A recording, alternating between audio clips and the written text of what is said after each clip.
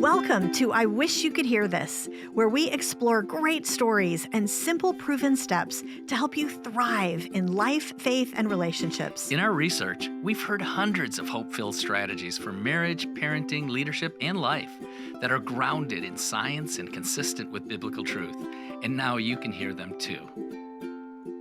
Boys today are surrounded by accusations that their very existence may be toxic. They are sometimes told that their biological makeup is a problem and that the future is female. As parents, we have the opportunity and responsibility to teach our boys what is true about who they are and what isn't true, especially if we can catch these messages early. At the moment, our sons may be small and slightly wild and kind of smelly, but we can help build them into godly men of character. How? Well, that's what we're going to talk about today on I Wish You Could Hear This. Molly DeFrank, thank you so much for coming on our podcast. Thank you so much for having me, Jeff and Shaunti. It's a delight to be here with you. Well, we're grateful that you made the time to be here, and I know our listeners will be grateful to hear what you have to share. Sure. So let me introduce you briefly, if I could. You're a mom to 3 boys and 3 girls, ages 7 to 14. That is a busy house. Oh, my goodness. And the author of 2 parenting books, Mothering Boys, 8 Things Your Son Needs to Hear from You Before He Turns 10, and Digital Detox, the 2-week tech reset for your kids. You've been featured on Fox News, Focus on the Family, CBS, and many more. And this was fascinating to learn. Before children, you wrote for former Governor Arnold Schwarzenegger, and that's a fascinating backstory, I'm sure. So how did you get from there to here and writing books? Yeah, absolutely. Well, thanks again for having me. I'm so happy to be talking with you guys today. But yeah, after college, I worked in the governor's office here in California, and I wrote statements and press releases as a press aide for Governor Schwarzenegger. It was a very fun and exciting job. And I did the career thing for several years. And then I always knew that when I started having kids, I tried that part-time working mom thing, but I knew that I wanted to give my kids the gift my mom gave me, which was to stay home, especially during those little years. So we had a lot of kids, and we had 4 biological kids, and then added 2 to the family through foster care and adoption, and moved to Central California, which is where my husband grew up. And so, yeah, I've stayed home and writing about motherhood kind of ever since. And I wrote this book really, and my first book too, to just equip parents who are in the trenches. That was the thing I assumed that when I stepped off the career path and into the home, it would be so idyllic and simple. And it was a punch in the face. It was so hard. Punch in the face. I love that. That is so perfect. And that is what it feels like sometimes. It's the Mike Tyson line. Everybody has a plan until they get punched in the face. And it's so true. It is so true. Okay, I have a question for you. So we are passionate about helping boys and helping men in today's culture. Like, I don't know if you know anything about my work or my backstory, but that is a huge part of what we've done ever since the beginning of all the research and our ministry. So we're passionate about this. But on your end, you have 6 kids, 3 are girls, 3 are boys, and you ended up writing a book specifically for boy moms. So give us a little bit of insight of what led you to want to write a book specifically for moms of boys. Yes, definitely. Well, raising kids in today's culture is really interesting because you're reading this data constantly that's telling you how kids are struggling because of their device use and over device use. And at the same time, I kept reading all these, you see it on t-shirts everywhere. The future is female. Masculinity is toxic. Like, boys and men are getting put down over and over again. And then you look at the research, and young men are lonelier than ever. They are more likely to die deaths of despair. Our boys in school, they're less likely to graduate high school. They're less likely to go to graduate school and college. They are more likely to live at home with their parents into their 30s. Labor force participation is declining for men. They're just really falling behind. And I looked at this data and I thought, gosh, what can moms do when our boys are tiny to really just build them up in a godly biblical worldview? Because the data also shows that when you have that worldview, it is really protective against all these mental health harms, and it gives men a purpose. We need good, strong, godly men in our society. That's what makes society flourish. So I really just pulled out the data and then some very simple, practical ways that parents and moms and dads really can just, about as they go about their day, build up their boys, teach them this worldview. And it's really, I kept it so simple and doable in the car ride, over the dinner table, that kind of thing. Wow, that's fascinating. So, since we have both men and women who are going to be listening to this podcast, are there things that dads can learn from this conversation? 100%. And it's funny, I will tell you, maybe he's biased, but my husband recommends this book to dads as well. Good. The tools can really be used for anyone. It was really just when I saw the data, it sounded like, especially with all the headlines, I like to read the news a lot, and you hear so frequently about how girls, the mental health harms to young girls and teens. We hear those headlines all the time, but the truth is that young men and boys and teens are also being impacted negatively. It's a little bit more for girls with that mental health piece. So it's like, well, can we help everybody? So I felt like I saw a space where it was underrepresented, but all of these tips, all of these ideas are really just accessible to anyone. So, okay, so let's jump into one of the things I think is the most important. You mentioned changing a worldview. And if we're going to get started in this area, like if you're the average mom or dad and you see the same thing that we do about the fact that boys are falling behind, and you want your sons, no matter whether they're young or older, they could be teenagers about to graduate from college, about to graduate from high school. But what's that starting point? What do you mean changing a worldview? Yeah, absolutely. I mean, it's from day one, right and wrong. Teaching them, and this kind of goes back to the 8 things, the first of which is that sense of belonging for our boys, reflecting and telling them that they are unconditionally loved and they are fully known and fully loved, and they belong. They have a sense of belonging in our family, and it's not based on their performance. It's not anything they bring to the table. Babies and toddlers really are pretty much just takers. So we are already reflecting that sense of value to our boys. What I'm encouraging parents to do is give voice to that and kind of narrate that and provide context to even our youngest boys. I will always, yes, you blew it and that's okay, and I love you and let's do better next time.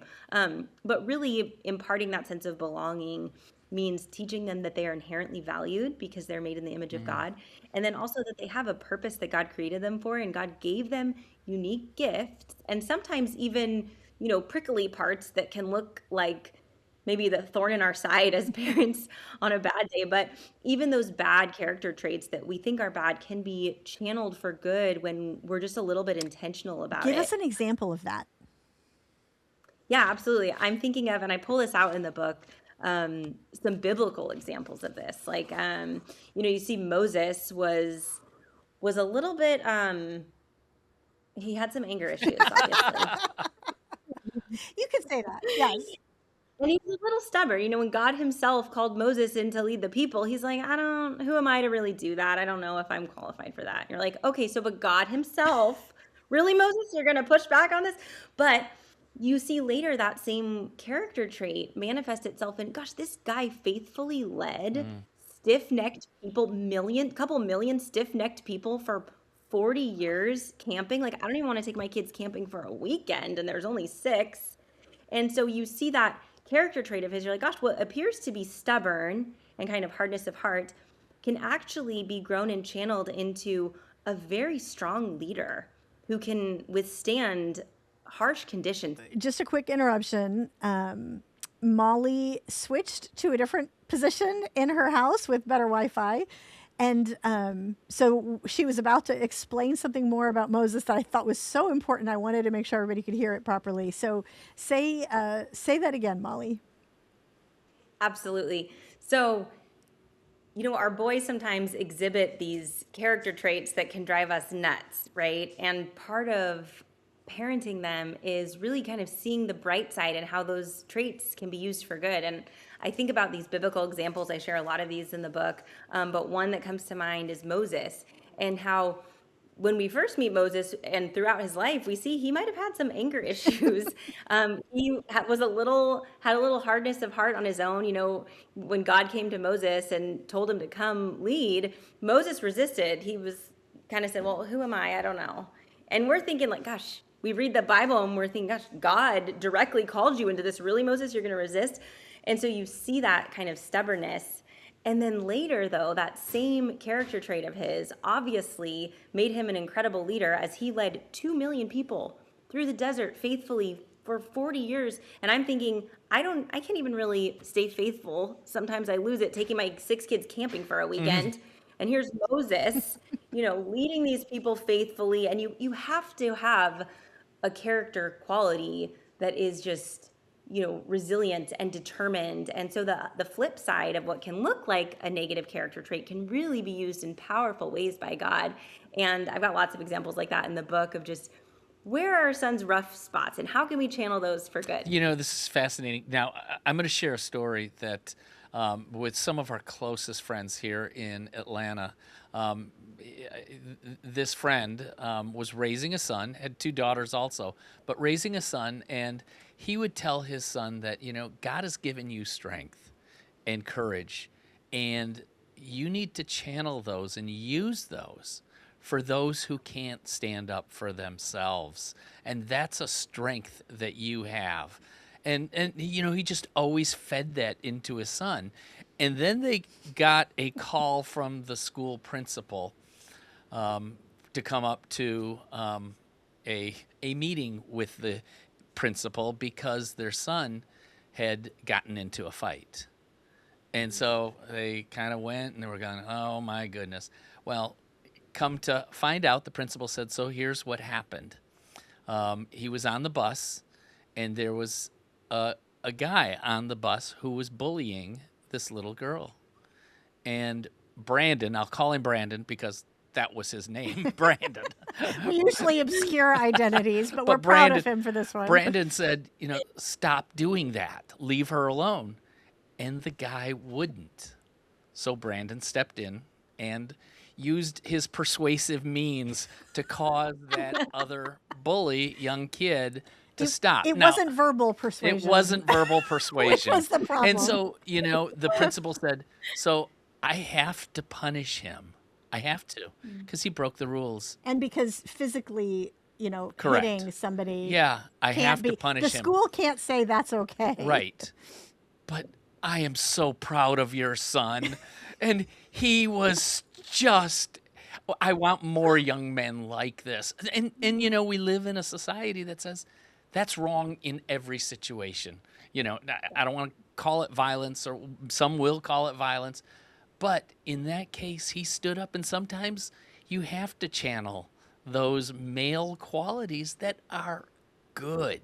And we need to exhort our young men that they were designed by a God who knew what he was doing, and those things are positives.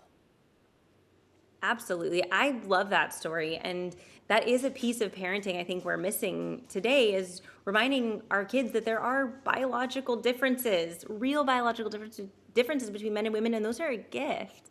And men have this role as protector, and they can use their strength to stand up for the weak, and that's the design. And what a good job. Good job, Brandon. Right, for sure. Absolutely. I'm curious if we talk about, I want to go practical, but not just practical for the parenting aspect, but practical for the cultural aspect as well. Because I'm curious how anybody that is interested in this topic, not just a parent of a boy, but anyone, how we can respond to this cultural moment that we're in. Yeah, absolutely. I mean, I think it starts with, and I talk about this in the introduction, and I hope my reader really doesn't skip the introduction. Seriously, because right, it's really one that, I call this 8 things that young boys need from their moms before they turn 10, but really the best and most important part of our parenting is a foundational biblical worldview and a robust relationship with Mm, God.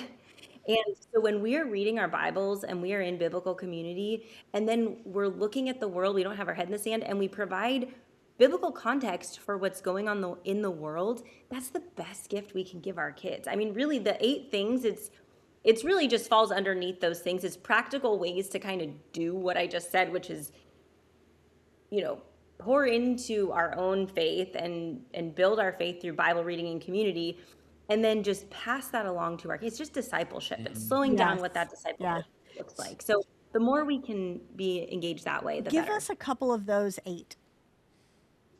Yeah, absolutely. So the first I mentioned was belonging and instilling that just sense of belonging in our You're young boys valuable. from day one. Yeah, we Exactly, you're want you valuable. here. You're Yep.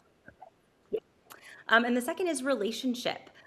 Young boys today, 2/3 of young men say no one really knows me, and that's That's hard. 2/3. horrible. Wow.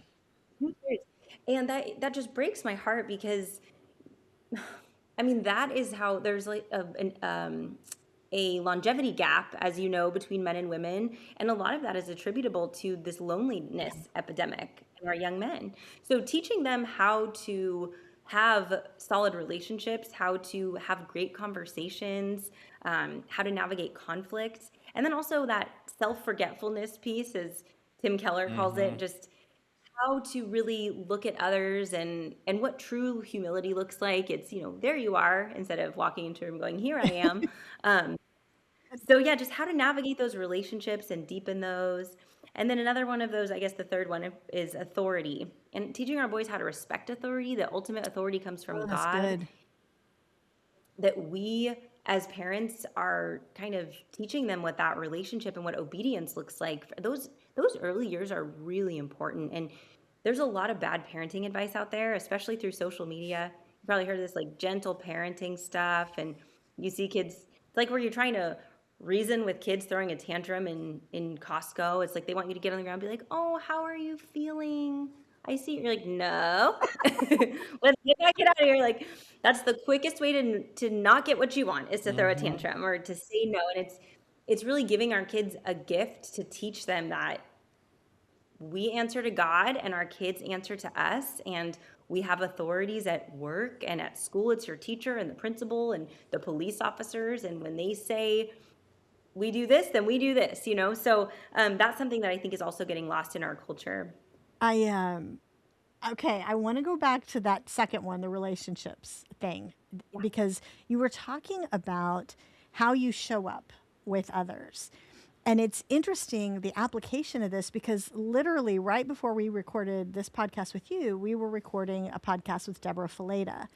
And Deborah is, a good friend, and she had written a book about, kind of developing people skills, basically. And one of her solutions, which I think would be a great solution for so many boys, is to help us recognize that as we step into a space, whether that's school, whether that's home, whether that's, you're going to the pool with friends, whatever it is, that you in because so many boys are lonely, like you were talking about, right? Like they're pulling themselves back, that the way to be able to step out with confidence instead of here I am, like you like you said, is to say I have something that I can bring to the table. What do I have to offer? What do I have something to offer? Mm. And to step in with that bedrock feeling, I have something to offer. And so if they don't think that they have something to offer, that strikes me as a really practical thing that a parent can help them think through and work on. What do you have to offer in this situation? So for our son is he is not the never was the like super football sporty boy. Like he did track in high school, but he is more like internal. Like he likes gaming and he likes hanging out with family and okay, I may not. be particularly interested in running around the football field, right? But what do I have to offer? You know what? I am really kind. Mm-hmm. I can be a really good friend to somebody because I can be a good listener and And encourager. encourager, and changing the way you step into spaces that everyone's going to need to step into. It strikes me that a parent specifically helping a boy Identify. identify what I have to offer is a really, really important piece of the puzzle to combat that loneliness. I think you're spot on there. And I think that that's why I wanted to structure it too, with identifying our son's sense of purpose and their unique gifts, like just like you did with your son. How beautiful and how empowering for our kids to hear the person they look up to most verbalize what they're good at. Like that's a superpower. Mm, And that's what I want parents and or even grandparents when they read this to go, wow, I didn't appreciate how much influence just simple words or acknowledgement, like telling my son he's good at this thing or he has this gift to encourage, like that sticks with our kids Mm, and that'll become their inner voice as they yeah. grow. yeah. Wow. So, can you help us identify what are some of the biggest struggles that Christian moms and dads face when raising boys? And with respect to those struggles, how do they help them overcome them? Oh yeah, there are so many. I'm thinking back to I think one that pops into my mind most. And I have three boys. They're wired so differently from each other. So, but one in particular, and I've talked to a lot of moms who share this. I was homeschooling for a hot minute there, and this boy, he was I think he was about 7 or 8 at the time. And this kid, I wanted to sit down. I wanted to do these long studies with this kid. I wanted to teach him Latin word roots. I was so amped. This kid had 7 minutes of attention span before he needed to get up and run around. I would send him for laps around the house and I was losing my mind. And I talked to someone, I'm like, what am I supposed, this kid cannot sit for beans, man. He's just like up and wiggling and crazy. And I talked to someone who was very experienced and they told me, if your son has 7 minutes right now, that's what the window you have to work with. So work with the 7 minutes you got. And I didn't really like that answer, to be honest with you. But I followed the advice. And I guess what I would encourage moms with is God knows your capacity and he knows your son's capacity and he gives you what you have to work within that realm. So if you're excited and ambitious and have these lofty goals of, okay, I'm going to instill this biblical worldview and I'm going to creation, fall, redemption to this little 5-year-old mind, but we can't even like track in the conversation, just stay the course and you work with what you got and God will multiply your efforts when you're faithful to him. And I would just, I don't love stress that. about wiggly. They will catch on. Yeah, and what's interesting is that as you're describing that, the helping him, you're kind of learning yourself, about things about you and about limitations and about trusting God and all of these things. And that's, as a parent, as a dad, I mean, I'm learning that I want so many things for my son and for my daughter. And at some point, it is our kind Heavenly Father that is ordering their steps. I can do all I can do, but, He's wired them a certain way. It is so true. And, it also reminds me of this story. Same kid when he was 2.5, I was doing a little mommy and me like group with my son. And I just wanted to teach him about God and how loved he was. And we were in this little Bible lesson and they had a snack at the same time. They were eating these little crackers. And my son jumped up and I was with, 5 other moms I did Bible study with. And he announced, I want more Jesus. And I was like, oh, and I looked at the other moms and that'll give you cred in a group of moms if you're 2.5-year-olds screaming for more Jesus. So I was feeling like the most amazing mom. And we were blown away by this. And then I looked at my son. I'm like, you want more Jesus? That's so beautiful. And he said, no, I want more Cheez-It. There you go. Okay. That's okay. But long story short, that kid is now 15 and he's got an incredible faith and he's grown in so many ways. And I just would encourage moms and dads both to just stay faithful. I've had to shift my metric for successful parenting is just, am I obeying God? And I'm going to trust everything else to him. And so this book is really just some tips that I've probably learned along the way, and along with the research, for just in the car rides and just very practical. And when you're in the trenches to really just plant those seeds. That is an incredibly important statement. My Yeah, it metric for is. success is, am I obeying God? Not, does this kid end up, handling lessons properly, or Getting into the right the right schools or school, whatever. or whatever, or even their faith, as much as that's such an important thing. It's, am I obeying God in the raising, and trusting God with the outcomes of that. Dang. I know. So, one type of obedience, we are told in the scripture,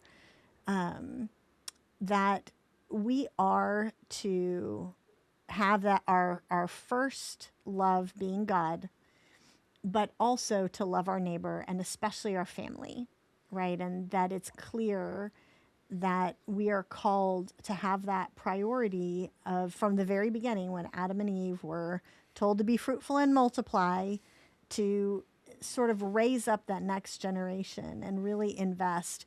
And to me, one of the things that comes with that is connecting with our kids, right? Not just providing for them, which is awesome, not just teaching them the Bible, which is great, but that kind of emotional heart connection. And I'm curious if, every parent, and I think a lot of moms especially struggle with worrying that they're not doing a good job of this, but I know dads have this too, is, how do you, especially when you're busy, how do you create meaningful connection with a boy? It's easy with a girl, you talk, right? Like, you can sit down and have lots of conversation with most girls. Boys are a little different. How do you create that connection? Yeah, that's such a great point. And it reminds me of a quote I heard. It's, rules without relationship lead to rebellion. So if we don't have that connection piece, you're right. All the rest of this is kind of fallen on deaf ears. And I think at least for my three boys, they each kind of connect in different ways. One of them is very, very chatty, and he could chat your ear off all day, and he would connect that way. But I have another son who's very, I get grunts. How is your you know? Hmm. So we need to be creative and attuned to our boys. But honestly, and just speaking to the theme of just as you go, grab one of your sons when you're going to the grocery store. If you got to make a quick errand anyway, try just taking one of those kids, and maybe it's conversation, but that side by side car time is irreplaceable. It's that windshield time, that is just a perfect place for connection. I've had the best time. One of my kids I wind up with is in junior high. And so I drop off my elementary kids, and then I'm left with just this junior high kid for about 5 minutes. And it is the sweetest 5 minutes, because with 6 kids, it's really the only time I get with just that one kid. And it is beautiful. And I've seen we're actually doing the Bible recap together in the car, but we talk about it. And I've seen so much fruit come out of just that one-on-one time where we mostly are listening, and then we'll say a couple things back and forth, but it's incredible what God does with the seeds we plant. So I would just encourage you to, I got another kid who's really into Pokemon. If I ask that kid to show me his favorite Pokemon card, oh man, It starts the he whole will thing. be all about it. So just paying attention and being attuned to what our boys are interested in, and then just ask them a question about it, or sit down and play the Go ahead. game. Oh, I was just going to say, I love the advice, and I'm just going to emphasize this from a kind of a neuroscientific standpoint, from a boy brain standpoint. It's the same thing with men, by the way, not just boys. But the side by side conversation is usually more productive than eye to eye conversation. When you tell a boy, look me in the eyes, that's actually it could very easily stimulate the sympathetic nervous system, which is the fight or flight nervous system. And he's like, because it's uncomfortable for a lot of times for the male brain. So that's just a really key practical tip. And I'm going to just say this for the dads out there. I had a great dad growing up. I don't really recall tons of advice, life advice that we sat down and talked through. I just don't. And maybe those happened, those conversations, and I just don't have a memory of it.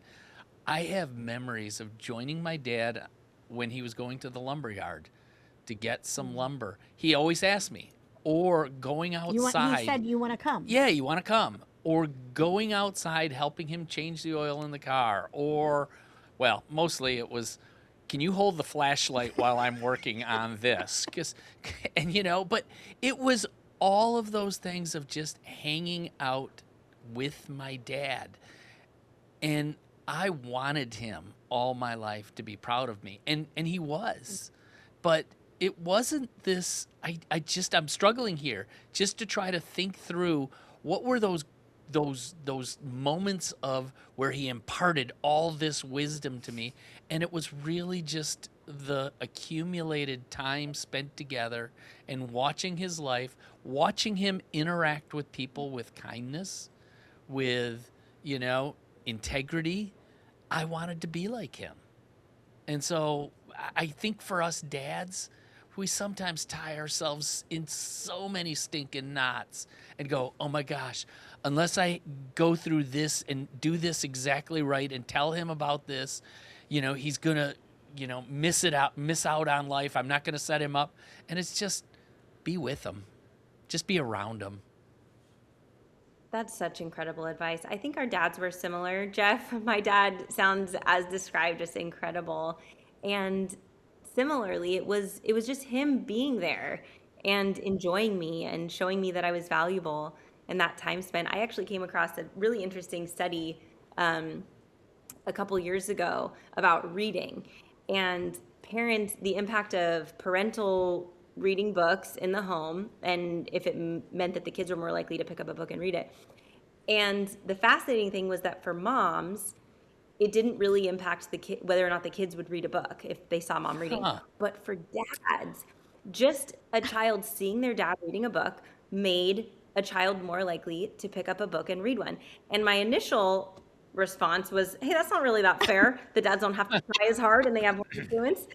But to encourage dads who are listening, and to the point you just made, dads, really just your presence is so powerful for our boys, and just the way you live and the way you talk to your wife and the way you treat the people at the store, and seeing you pray. I would wake up in the morning, see my dad on his knees reading his Bible.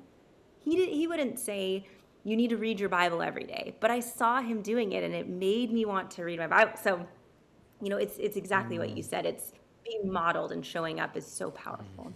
Amen. Man, so good. We could keep going on this conversation because I'm so passionate about this conversation, but we need to honor your time, and I'm curious how Molly is going to answer our question, That our we end always question ask. that we always Yeah, ask. so Molly, one of the things that we always want to leave our listeners with the full knowledge that even though you have shared great great bits of wisdom and things that they can do with their boys, people forget, and so there was a lot of good stuff shared. But if there was one thing that you would want to make sure that whoever, a mom or a dad who happens to be listening, would remember or take away from this conversation, or maybe there's something that we didn't yet get to, but you see is just such a critical The one thing. component, the one thing, what would that be? I would say Deuteronomy 6, the Shema, and I'm going to paraphrase it probably terribly because I don't have it memorized, but it's, Moses is instructing the people to talk to their kids about God all the time as you go down the road and when you get up and when you lay down, and teach God's commands to your kids. And the encouraging piece, that might sound like a lot, but I hope that if you're listening, you hear as you go down the road, when you're sitting, shooting the breeze, you look out the window and see a sunset, point out who made that sunset, or thank your kids, or thank God audibly in front of your kids for your blessings.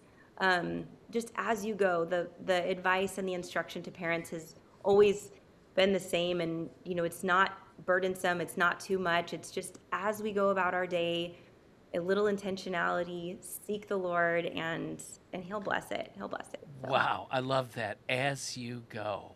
I know. I can remember that. I can remember I that can too. remember Yep, that. that's a really good one It thing. is. Thank you, Molly. Yep. So, okay, how can people find you? How can people find your ministry and your book? You can find me on Instagram, Molly DeFrank. You can find me on my website, mollydefrank.com. You can find the book, Mothering Boys, anywhere books are sold, Amazon, christianbook.com, Barnes & Noble. So I'd love to hear from you. If you're listening and you want more, I've got lots of good resources for you in the book. And thank you so much for having me. Absolutely. So we need to say thank you to Molly DeFrank for coming on the show today. Check out her book, Mothering Boys, and you can see her details in the show notes. We'll put all that in the show notes. And there will be people that you know who need this episode. So if you have a parent of a boy that is a friend of yours, share this episode with them and tag us and tag Molly DeFrank on all your social media channels. Thanks so much, Molly, for being with us.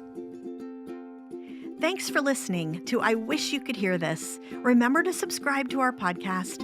And as always, forward today's audio or video link to a friend, counselor, or pastor who would be encouraged.